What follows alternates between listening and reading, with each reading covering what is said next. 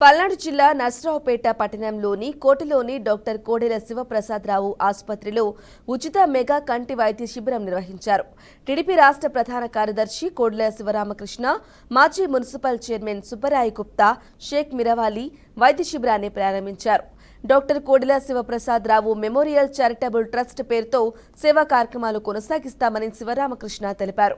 కంటి శస్త్రచికిత్సలు చేయించుకోలేని పేదలకు ట్రస్ట్ తరపున సహకారం అందిస్తామని వారు తెలిపారు.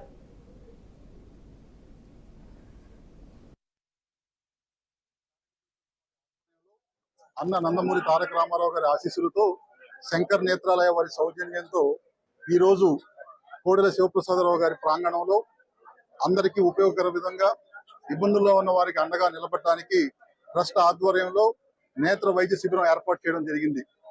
కోడెల శివప్రసాదరావు గారు నర్సరావుపేట, సత్తెనపల్లి నియోజకవర్గాల్లో అభివృద్ధి ఎక్కడ కనపడినా అందరికీ గుర్తొచ్చే పేరు కోడెల శివప్రసాదరావు గారు.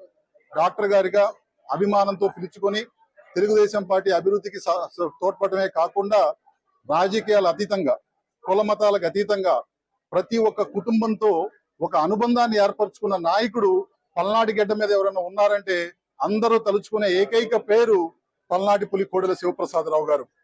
అటు అభివృద్ధి పరంగా ఈరోజు నర్సరావుపేట, సత్తెనపల్లి నియోజకవర్గాల్లో ముందంజలో ఉన్నాయన్నా సరే, రాజకీయంగా తనకి అండగా నిలబడి గౌరవాన్ని ఇచ్చి తనకంటూ ఒక స్థానాన్ని కల్పించిన తన వారికి ఏ విధంగా అండగా నిలబడగలను, తనకి గౌరవం ఇచ్చిన సమాజానికి ఏ విధంగా తనకు న్యాయం చేయగలను, సమాజానికి ఏ విధంగా వెనక్కి ఇవ్వగలనని చెప్పి కోడెల శివప్రసాదరావు గారు తను బతికున్నంత కాలం ఈ రోజు నర్సరావుపేటలో ఆ రోజు సామాజిక పరంగా ద్విశతాబ్ది ఉత్సవాల పరంగా కానీ 100 సంవత్సరాల పురపాలక వేడుకల్లో నర్సరావుపేటకి ఏ విధంగా అభివృద్ధి చేశారో